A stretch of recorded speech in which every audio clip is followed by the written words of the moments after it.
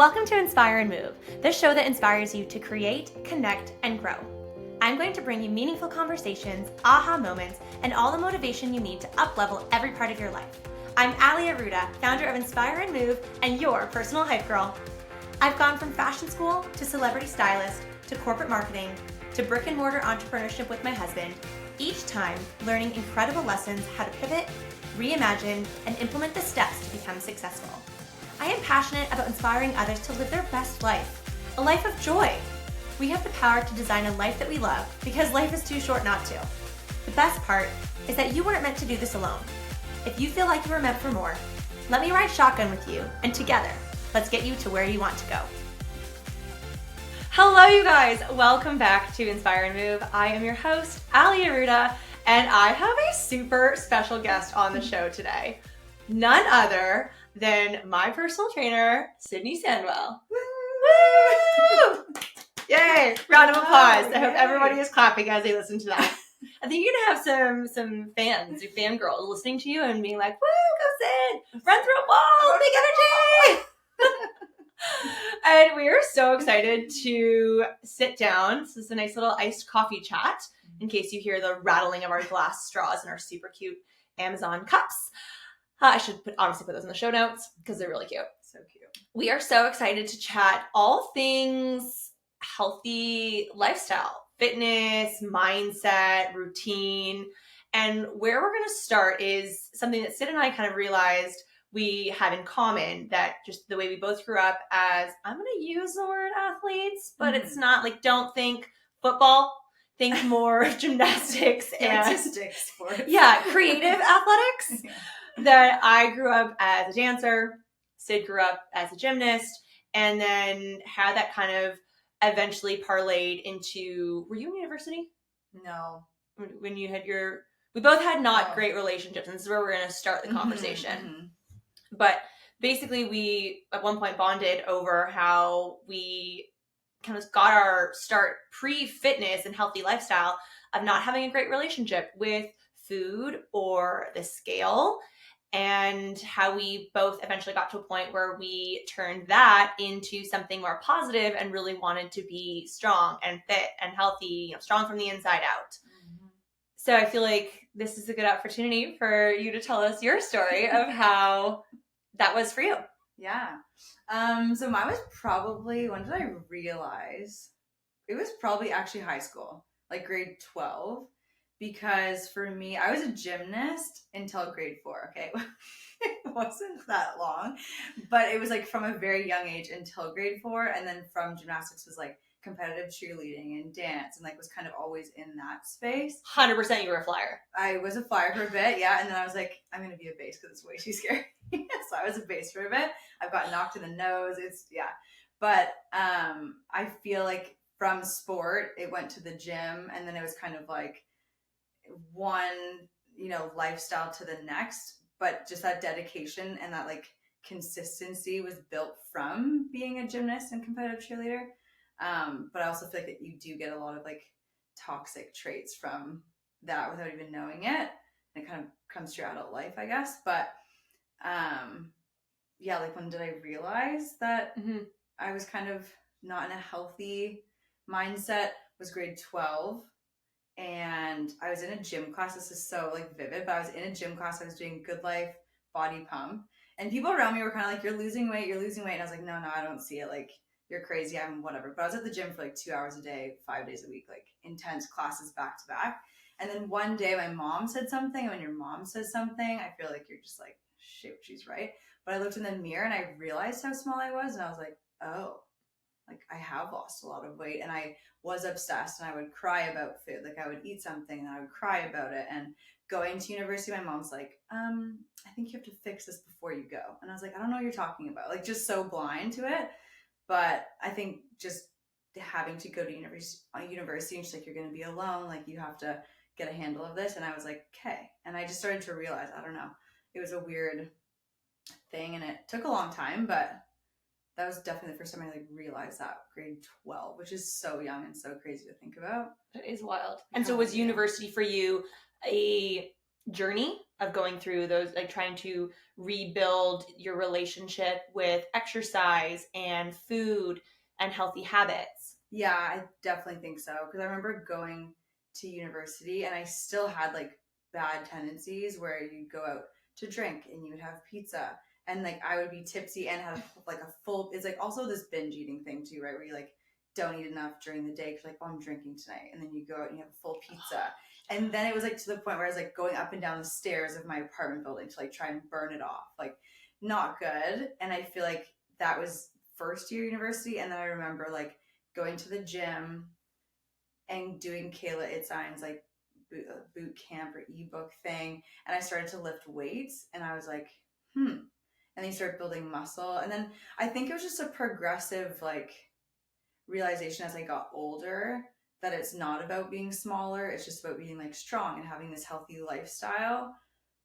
But yeah, I think university was a big journey, and I don't know exactly when my mindset like really shifted to what I have now. I think it was just like a very long progressive lesson from like university literally till now of just, I don't know, literally just learning about myself, I guess. Well, it's a lot of self-discovery. Yeah, definitely. And just going through, being able to identify what is going on and maybe what is a trigger. Yeah. I was able to do that for myself, and we can, spin over there in a moment, but being able to at least come head on with what is a trigger of what's causing these habits or maybe lack thereof in terms of healthy habits. And then how can you take these little micro steps to improve and get better and reframe and reposition and adjust and fine tune. And then here you are. But I think even now where you're at in your current routine and training routine and healthy habits, you're still fascinated, and just based off of conversations we have, fascinated about the body and the mind and different types of training and hormones. Woo, you love the hormones. The core. Love the core. And it's just really neat how if you're a curious human, male or female, that you can constantly learn new things. And I feel like Brandon, your boyfriend, is similar to that as well. Oh, yeah. Then you guys probably share that in common in terms of your relationship and things you do together or conversations you have. Yeah, I what's it called? I'm gonna forget what I was trying to say. I was like, I know this point. The Inspire and Move podcast does love a good tangent. I know, I'm like, I had to think. No. Bodies. Learning. Shoot. I don't know. It'll come back. Okay, I'll pass you a post-it note if you need to write it down. Honestly, that's a great idea. Because I'm like, ooh, and then it's gone.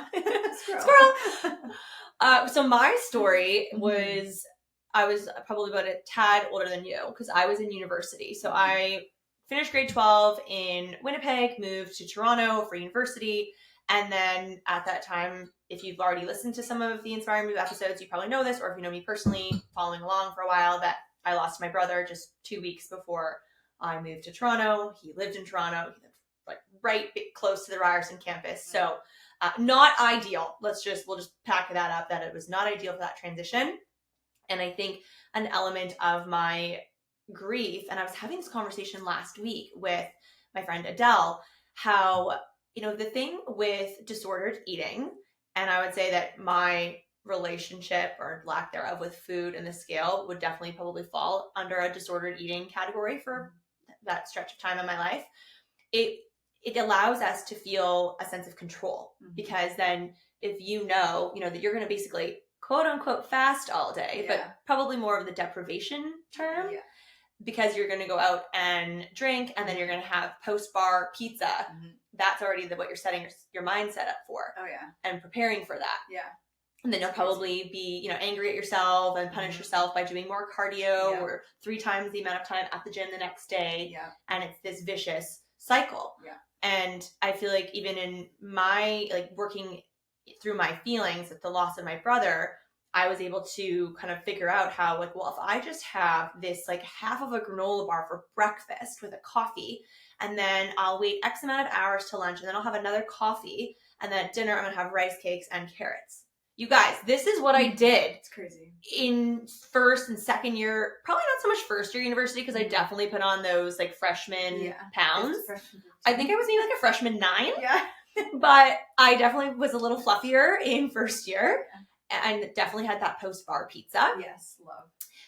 But then it was in second year and third year, and even to fourth year, because it was in fourth year university where I lived with one of my best friends, Kirsty, and between her, another girlfriend of mine, and my mom, I got a nice little intervention. Oh, yeah? That, we've noticed your relationship with food, you're really skinny. Yeah. And it came from a place of love. Mm-hmm. And I recognized that and tried to talk through it. And this is now after, like, I've now gone through 4 years of university, working a little bit through my grief, probably still had areas of improvement. But there was that was the aha moment, or that pivot point we were sort of talking about, that really identified what I needed to, pick up my socks and move forward and make some changes. Mm-hmm. And so I did start going to the gym in our condo building, but at the time I was also kind of a cardio bunny. I just hopped on the elliptical. I feel like we all were. That was a phase of like, let's get so small and do so long, like an hour of cardio. I don't even like the elliptical. I know. You go so hard on the elliptical. I used to, both my old roommate Kirsty and I, we would prop the Victoria's Secret swimwear catalog. Oh my God. And just look at that for 60 minutes. Front to back, back to front, front to back, back to front. Marissa Miller, she is full on inspo on the elliptical. Yeah. And you two were like, oh, we're not the only ones. Like, I'm sure that's so common. Yeah. I'd say drop a note if you're similar, but we're on a podcast, so that doesn't work. But so we've had these pivot moments of kind of both interventions from our moms or friends who care about us, and then reframe. Mm-hmm. And was that easy enough for you to do, to have that aha moment to reframe and be like, okay, Sydnie, you got to change your mindset. You got to change your habits. I feel like number one, it has to come from the right person also. Like, friends can say it. People at school would say it. Like, they'd be like, oh, you're so small, or you're so this. And like, you don't listen until it's like the people that you really care about, that you spend a lot of time with. And you're like, oh, so it takes that realization. But I don't know if that exact moment was the time that I was like, I need to change. Because I feel like with everything, you have to be the one to change. People can tell you, but you have to want to change. And something has to really, like, I don't know. I also think it's just a journey. You can't just snap your fingers and be, have a better mindset around fitness and like eating. I think that takes a lot of time and like maturing to get to a better point for that. And I think a lot of people like go through fitness, go through that phase too. But yeah, like there's even some days now that I have bad days. Like it's never like, okay, it's done. Yeah. It's like always working on it.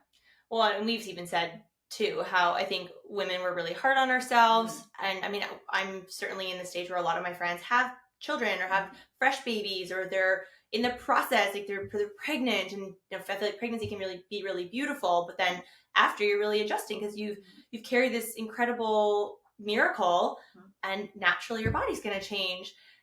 And it's crazy to hear how hard women could be on themselves after giving birth to this beautiful little human. Yeah. Naturally, your body's going to look differently and maybe move differently. Maybe you have some physical restrictions based off of how you carried. Everyone's different. And it's wild that we can be so hard on ourselves. And you and I do have this conversation with a little bit of, some body dysmorphia days. Yeah. That you can be so in tune with your body and care so much about how you look and how you train, or if you've gone through pregnancy. But then also there's that day where we're just mean talking to ourselves. Mm-hmm. And that's not something that I would ever say to you or to another friend, but somehow we feel it's okay to say it to ourselves. Yeah, so mean. Like, so mean. And you nitpick the stupidest stuff that no one can see. I know. And it's like, and it doesn't, when you're in a gym and you work at a gym, you spend a lot of time in the gym, there's a lot of mirrors. I feel like that's when, you could be like, oh, I don't like that part, don't like this part. And it's like, look what your freaking body does for you every day. You need to start doing what I did with all my clients. Yeah, I know, wall sits. Wall sits with affirmations. You have to say positive things about yourself. So I train one of my best friends, and if she's ever mean to her body, she has to go into a wall sit and say affirmations about her body, what she loves about it, or something about herself, that she's this incredible mother and has beautiful children, or, something that is loving. Yeah. And if she can't think about it, Well, she is in that wall sit for a long time. Yep, she's not coming out. Yeah, you gotta sit that. So maybe I'll start doing that to you. Yeah, I know I have actually one screensaver on my phone. I don't know if I think I read this one to you. And it's for my days that I'm like crappy. Oh, read it out loud. Should I read it? I think you should read it. Yeah. Okay. I saw this on Instagram one day and I was like, I just need this because again, we all have those. So days, this is your lock screen. Your lock screen affirmation. Yeah. So on those weeks or days, like, around the period when you're like, this is the best thing ever. And then the second one is obviously mountains to bring me peace. Love it. Very grounding. Yeah. So anyways, it says, look at your body. Look at those arms that have held people they love. Look at those eyes that have seen oceans and mountains and big green trees. Look at those legs that have carried you through your longest journeys. Look at your feet that have held you up on your hardest days. Look at your smile that has grinned a million times at the moments that have brought you joy. Look at your body, not for the curves or the textures, but for the moments that this body has given you. Look at your body. Now what do you see? Love that. I just thought it was so cute. I don't know. That's nice. Yeah, I feel like we need to stop being so harsh on the physical things all the time. Well, we talk about that too, how important it is to be strong mentally, physically, and emotionally. Mm-hmm. And I think even coming out of our pasts where though we didn't have maybe the emotional and mental strength to give ourselves and our bodies that love. Mm-hmm. So let's dive into all three of those. Yeah. Where do you want to start? You want to go emotional, mental, or physical? Should we do physical? Because that seems to be the forefront. It's kind of the basis. Yep. Your physical fitness, number one. Okay, so then check. Okay, we're starting with physical fitness. Yeah. What, in your professional opinion, is, if someone was novice and they're like, okay, you know what, I need to move my body, I want to get into a gym, what would you encourage them to do? If any of the Inspire and Move listeners are thinking, yeah, I think I maybe need to get to a gym, how should I start? I feel like number one, you have to pick a good gym, because sometimes you can walk into a gym and it's the most intimidating place. I think going into a gym, number one, is just, it's intimidating. But if you find a space that's even the littlest bit comfortable, stay there and just get in the gym. And if you're starting with going around, getting comfortable, being on the cardio equipment, maybe, I don't know, not signing up for a class, I feel like that's very scary, but just get your grooves in a space. And I feel like you should really start with get to the gym once a week, 20 minutes, just put your stuff on, get to the gym, 20 minutes. Start very small. I feel like we always think oh my God, I need 4 to 5 strength training days a week. I have no idea what to do, but whatever. Just get there, 20 minutes, treadmill, maybe pump out some curls, some presses, whatever. And then gradually increase to 2.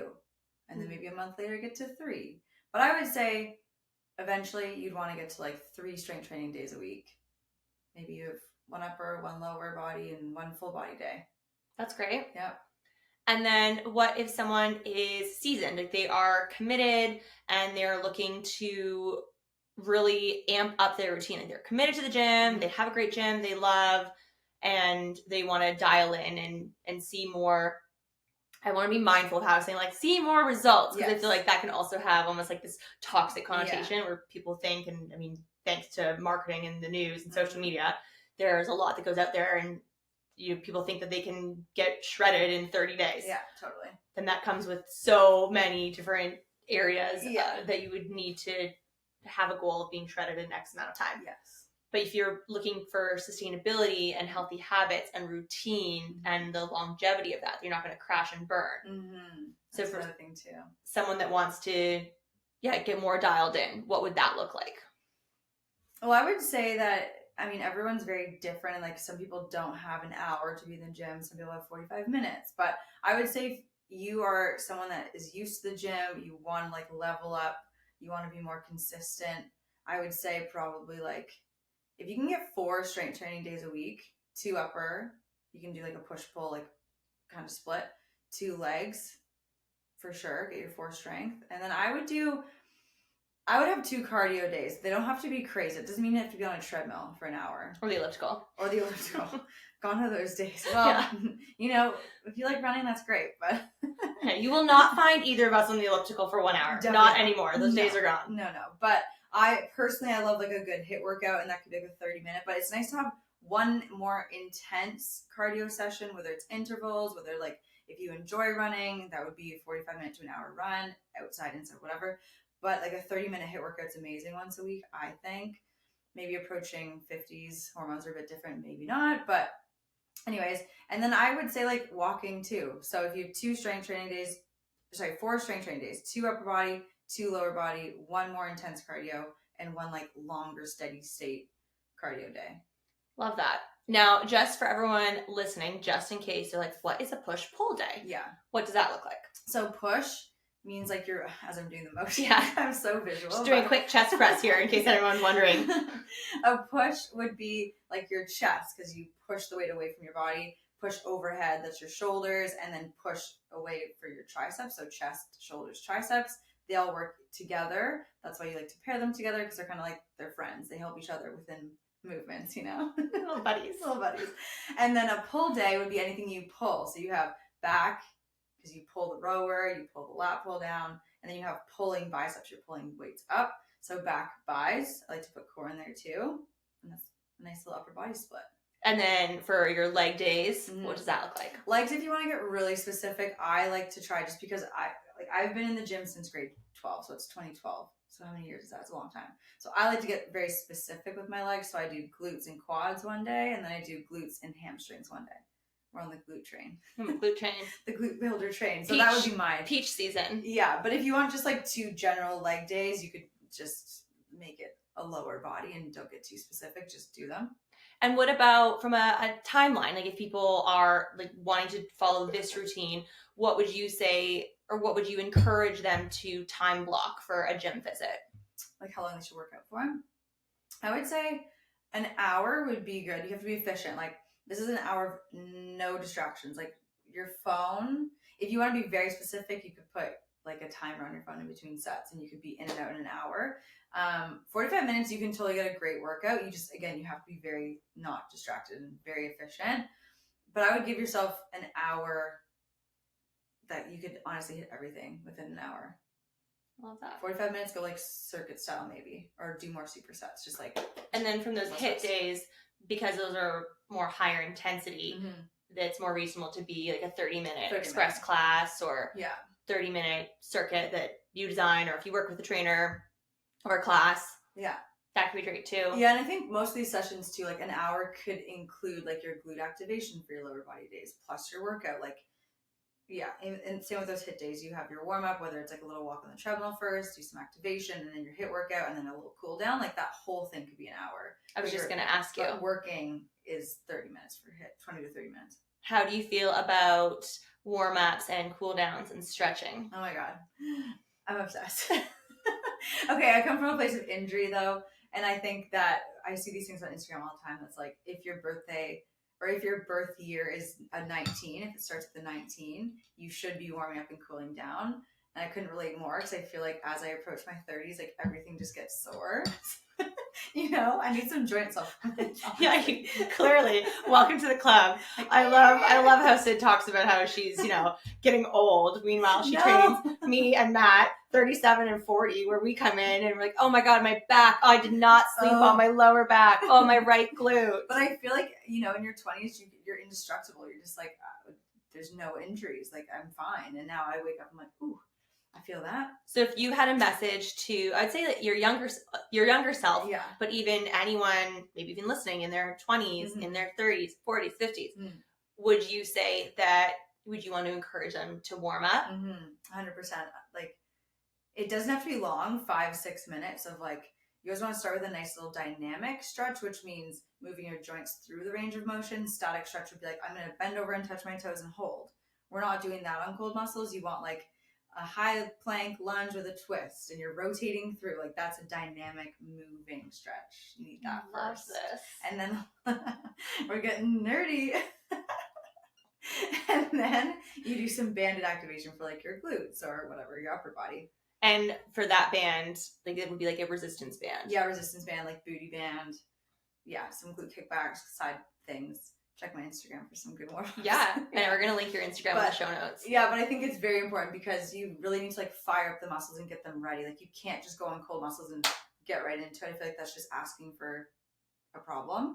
True or false? So, Does it make you cringe when you see people walk into Benchmark Fitness and they just go straight for the dumbbells? Yeah, they go for like 85 chest press. I'm like, oh my god, your poor shoulder. Your poor, cold muscles. Oh my gosh. And I had someone recently come up to me, he's like, I really hurt my shoulder. Like I was doing shoulder presses and I think it was doing like 135 and I just went for it. I'm like, yeah, no shit, your shoulder hurts. Like, and with no warm up. With no warm up, just right into it.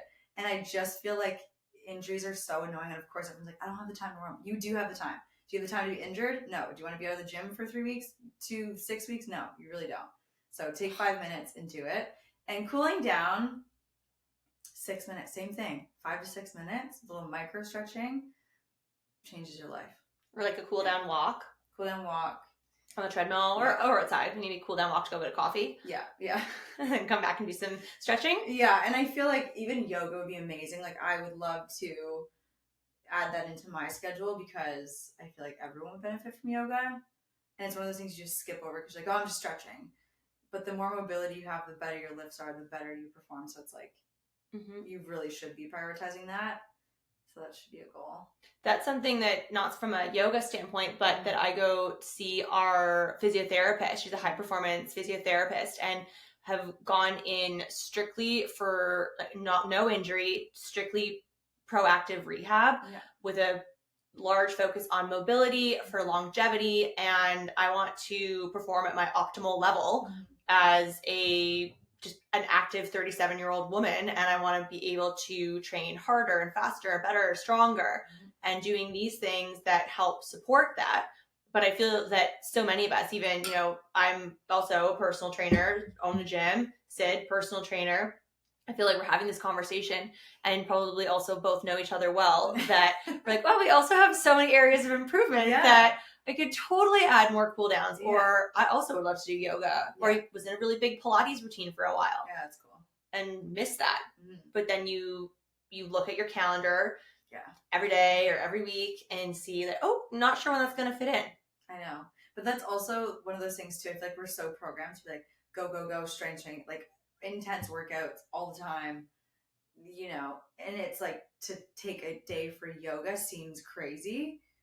But actually, you can do so much better on your strength training days when you just have that one day. So maybe you replace, if you have 2 upper bodies, maybe you make it into one, and then one of those days is yoga. Because yoga has a lot of the chaturangas, triceps, downward dog is shoulders. You're still getting it, but you're also getting mobility, which in the long run is going to make you lift longer and have a way healthier body. So I feel like Sid and I have a yoga date in the near future. Should go do yoga. I'm going to buy a package of classes. Your mom would be so happy. I know. You two need to go. Yeah, she feels really strongly about our training routines. I know. Okay, so before we dive into the mental and emotional health side, I feel like there's a couple more little nuggets we can touch on that support our physical training, between nutrition, supplementation. I'm going to ask you your thoughts on wine, because I ask her this all the time, especially on our Monday workouts, because Matt and I always have a nice dinner on Sunday with wine.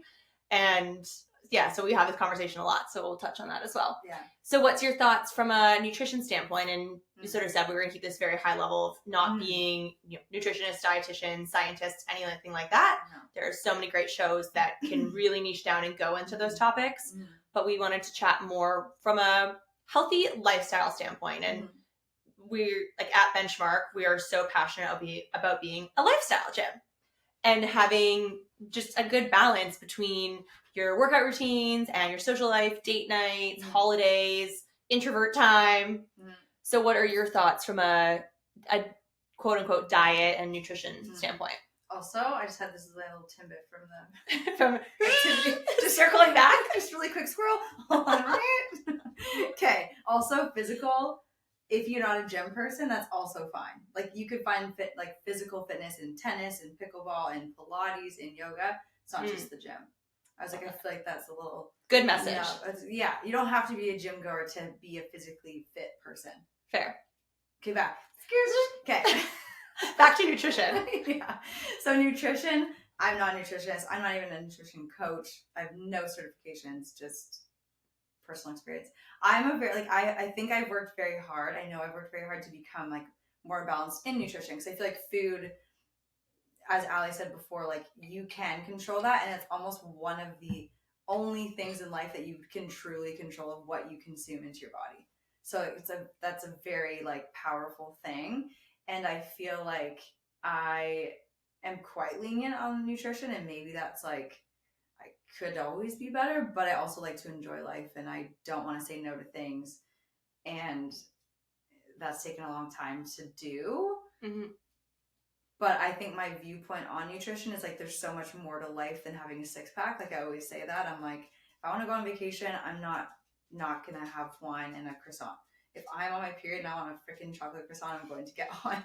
Yeah. If I want to, or a chai latte. Yeah. I have to sit in this treat. This is what I want. Yeah, and like I don't think twice about it, and I think that the average person is not going to step on stage to compete. So if you want something and you're craving it, I think you should have it. Obviously, there's always like moderation, like there's balance to that, and balance is different for everyone. But I just think that food's meant to be enjoyed, and you work hard on your body. So if you want something, enjoy it, and then 80% of the time, whole foods and good clean proteins. Yeah, like clean proteins. Get your I still have grains. I do grains. I do rice. I do sweet potatoes. I do toast. I have bread. But I have lots of protein. Like I definitely prioritize protein. So every meal I say, and with clients too, I'll be like, again, just from personal, I'm like, I base my meal around my protein. I'm like, okay, what's my protein for this? Whether it's like eggs or a protein smoothie, and then what do I do with that? Mm-hmm. So, and then I always try to do a veg and a grain, or like, yeah, that's kind of my. And you're big on water. Big on water. I could drink more, definitely, but I always have my water bottle on me. I was saying that in one of my solo episodes not too long ago, how I do love that about being in a gym environment and having a really good water filtration system, that it is so helpful for a water consumption goal. And, or perhaps, I went through a phase where I had this like gallon water bottle that I found on Amazon. And man, it was a bitch to lug around. It needs like a seatbelt when you're driving with this thing. But for some people, that's maybe what they needed to visually know, okay, this is my goal for the entire day. Yeah. I want to drink all of this water. Yeah. And if you might have a lot of water to chug before you go to bed, and that's unfortunate for your sleep patterns. Yeah. But even having that visual cue of how can you set yourself up for success with something like a water goal. Or Stanley. Yeah, I know the Stanley is really having a moment right now. Out with the Yetis, in with the Stanleys. Yeah, I feel like the straws help a lot too. Like when you have a straw, I feel like you just drink so much more water for some reason. It's true. Yeah. I'll refill our coffee cups with water after. These just cute glass straws. Yeah. Okay, so we chatted food. We chatted water. How do you feel about supplementation? Supplements, I've done vitamins. And I have nothing against vitamins. Honestly, I'm just lazy when it comes to taking them. And I feel like they are very helpful because the quality of our food now is just not what it used to be. So yes, you can eat a lot of nutrients, but I still feel that in North America, our food is lacking in a lot of things, a lot of nutrients. So, if you're deficient in something, I think it's beneficial to have vitamins. And whether, with you, it's like you have your vitamin routine and it works great for you and you can see that. So if you prioritize it and you actually do it, that's awesome. I take athletic greens, which they, multivitamin, probiotics, prebiotics. I have a lot of gut issues. So for me, that's been super helpful. Yeah. Kind of a personal journey. Yeah. And still learning about it and still I'm open to it. It's honestly just the convenience and price and laziness sometimes of actually having vitamins. It is amazing how, to be your optimal healthy self, that it does come with investments. I mean, that's a lot of things in life that Matt and I have talked about that a lot in our own home from a mastermind standpoint. We've been doing a lot of investing this past year about stretching ourselves, getting into these rooms and these networks, expanding our network. And those moments and experiences often come with an investment. And same with having your perfect healthy lifestyle and routine. That, you want to have a really awesome gym membership and you want a personal trainer 1, 2, 3 times a week. You want to have athletic greens. You want to take high quality supplements, organic foods. It's unfortunate that it is so expensive to live at your perfect healthy life, or maybe not perfect, but optimal, what is your desirable healthy lifestyle and routines.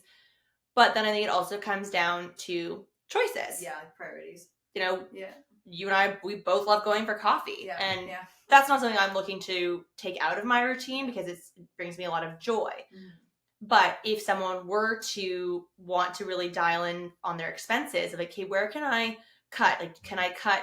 Do I only need to have one streaming service for television versus 3 or 4 and save some dollars? Or maybe for dinner once. Yeah, maybe I buy myself a coffee on a Friday and not Monday through Thursday. Yeah. And then all of a sudden realizing, oh, I've saved this much money by doing X, Y, and Z, and now I can invest that in my health goals, my fitness goals. Okay, so the last nugget before the other two is alcohol. And mine is specifically wine. I love wine. And you know that. Yeah. So, but we'll, for the purpose of the conversation, we'll term it alcohol because you have people, well, you're more of a beer girl. Yeah. You love a hazy IPA. I know. I do. And people are always like, you're a trainee, like beer. I'm like, yes. See, that's so refreshing. And I hope for everyone listening, that is, we wanted this to just be a real life conversation of, you know, we're kind of fitness obsessed and that's a big part of our life and our businesses, but that it's absolutely possible to have this harmonious balance of your goals and your business, but also having space for things that you enjoy. And we work hard. Like when we're in the gym, it's not just like, you know, we don't really slack off. Like we work hard, we walk a lot, like we move a lot. And we do that because we love it. And also because we enjoy certain things. And like in the summer, I love hazy IPA. Like I love beer. I just love it. You love a hazy IPA. It tastes so good. Like it's just, you are outside, it's sunny, it's crisp, it's just so good. So I love beer and I will never stop drinking beer. Does it hinder my progress? No, like I feel fine. I've always said that too, and I feel like I've been saying that a lot recently. And in the last couple months, I feel like I'm at my strongest and maybe my leanest, but hey, I still have goals of where I want to be and how I want to look, and I'm not afraid to say that. And I'm super committed to my training routine. We've been having some good chats about mixing up my personal routine. Because again, I train with Sid 3 sessions a week, but also do things in between, have a proper rest day. We're going to have some really awesome yoga dates, so stay tuned for that on Instagram. But also recognizing that, well, Matt's European, he's Portuguese, he loves food. He's an incredible cook. I love food, and I have a lot of joy in the moments where we have a really excellent meal and a beautiful bottle of wine and good chats. Or if you want to go out for a date night and have that time with your partner, that I would never want to take that away from my routine and my joy list. And it's something that I feel like we do talk a lot about at the gym. Yeah. Because I think there's a big difference also between like binge drinking habits versus like, okay, you have a glass or 2 or 3 and really good like talks once a week or maybe twice a week versus maybe 4 times a week. Or like 3, maybe 4.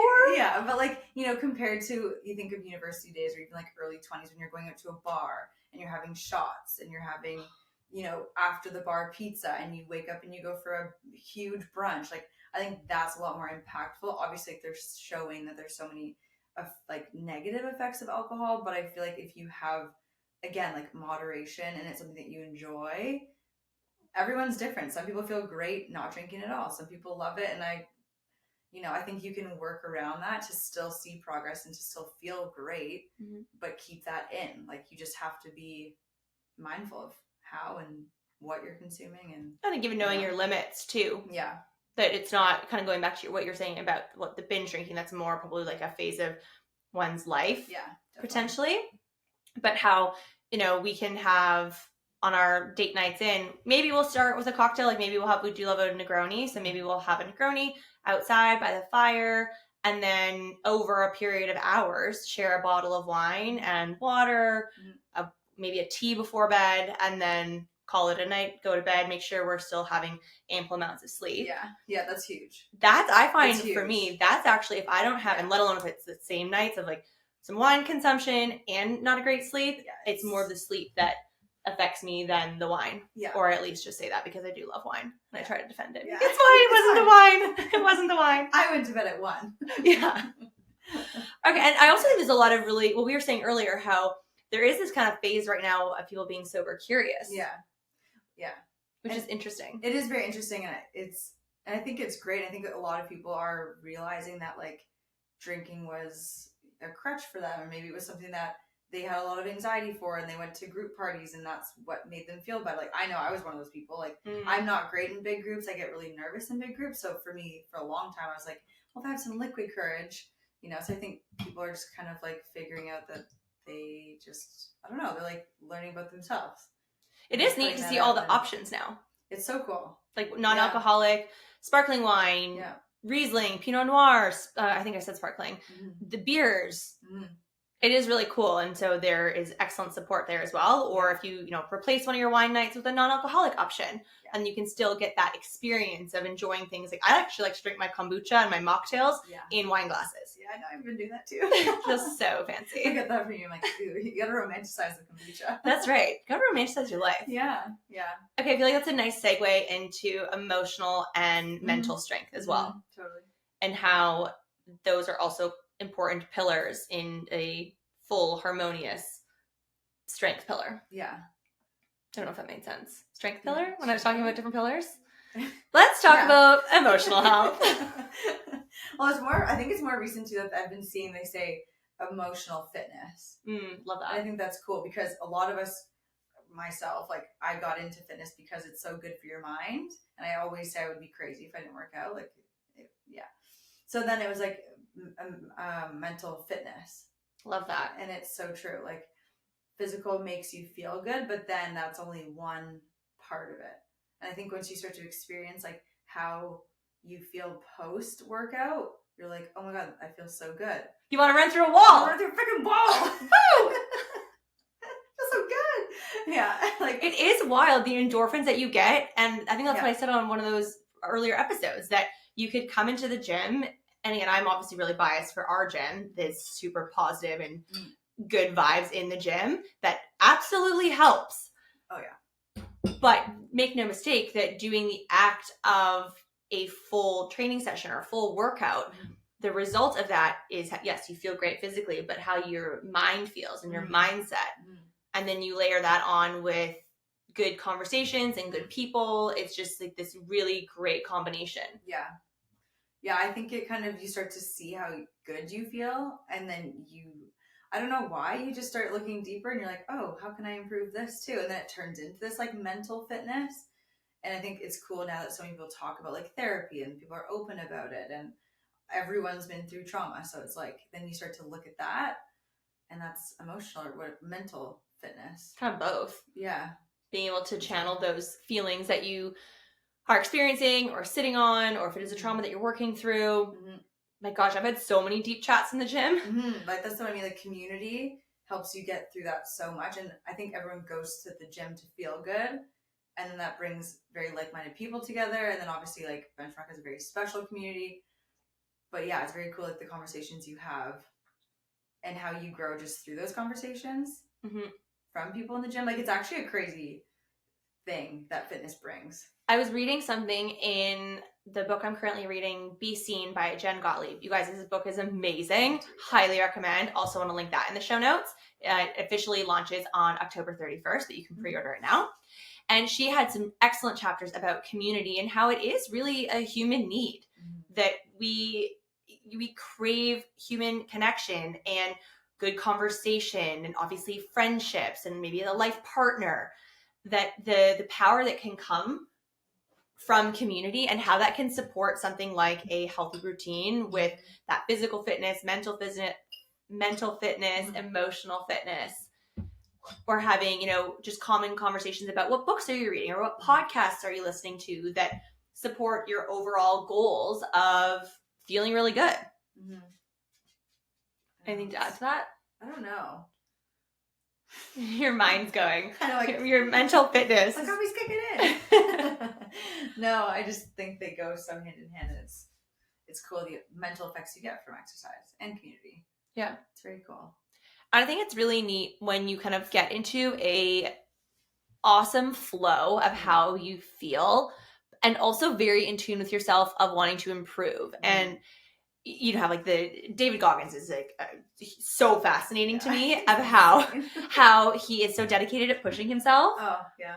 I've not read his book. I consume his content more online because I feel like I will go down a dark hole of like, I need to run across the world, basically, reading this book.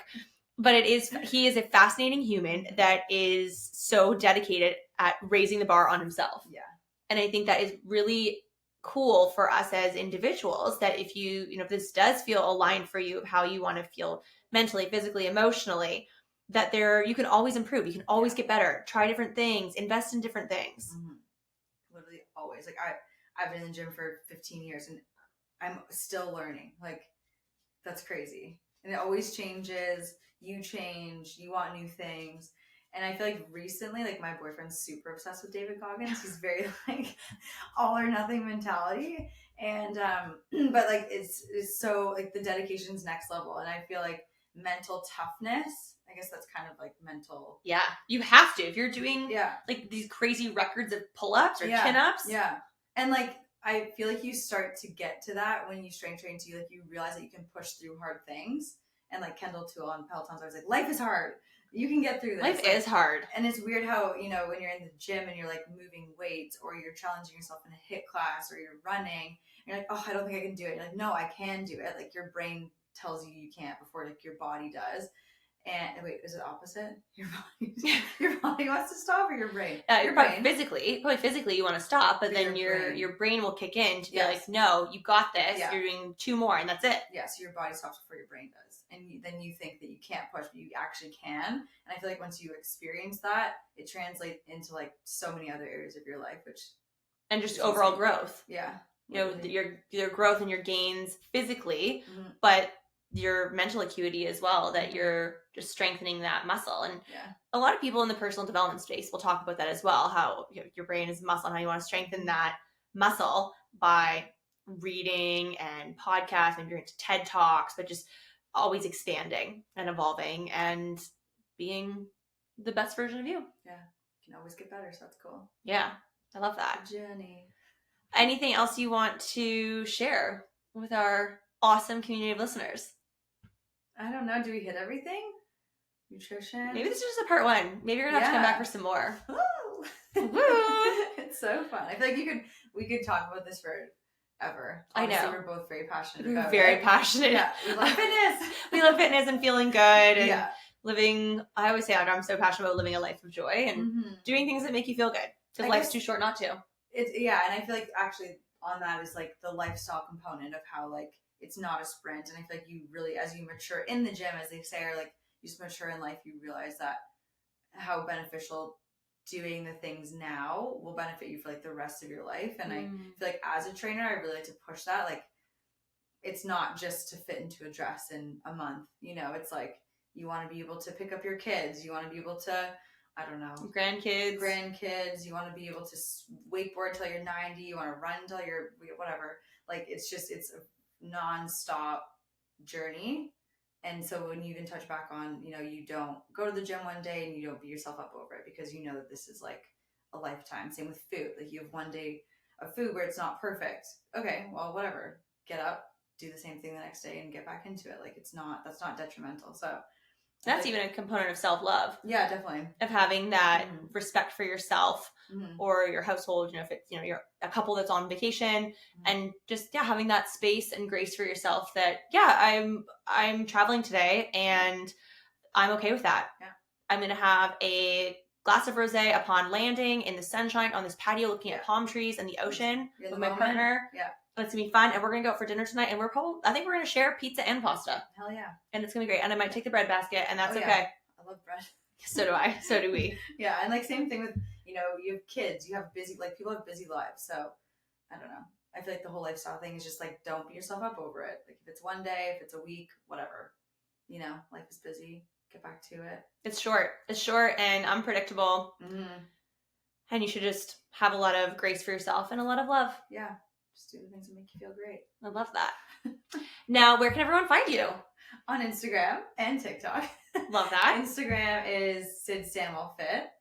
And I think TikTok's the same. Syd Sandwell Fit. And again, we'll link it in the show notes. Yeah. If you are local, if you're listening to this in downtown Burlington, make sure you come check us out. Come train with Sid. Come to her classes at Benchmark Fitness. It is awesome, obviously. Super biased, but there are a lot of high vibes and really, really special community. So if that's something that you're craving, come hang with us. Definitely. And until then, Sid, thanks for being here. That was so fun. How fun is this? Just you, So me, fun. Molly the Yorkie, and our iced coffees, and so great. Good chats. Yeah, first podcast ever. What, really? Check. Yeah. That was so fun. This is your inaugural. That was so great. How special. We can cheers to that. I'll pour you a glass of wine. It's going to be amazing. I'm going to do so October, and she's trying to not make me do it. Balance. Guys, thank you so much for being here, for listening. If you have a few minutes, would so love and appreciate a 5-star rating and review. Maybe share this with a friend. If you have someone that's new to their fitness journey, share it with them. See how you can help and support them and cheer them on. Yay. Thanks, Sid. Have a great evening, morning, wherever you are. Lots of love. Bye. Thank you so much for listening. If you loved this episode, it would mean the world to me if you took 30 seconds and shared this on social media, send it to a friend, or leave a 5-star review. There is power in community, and I am so grateful to have you part of mine.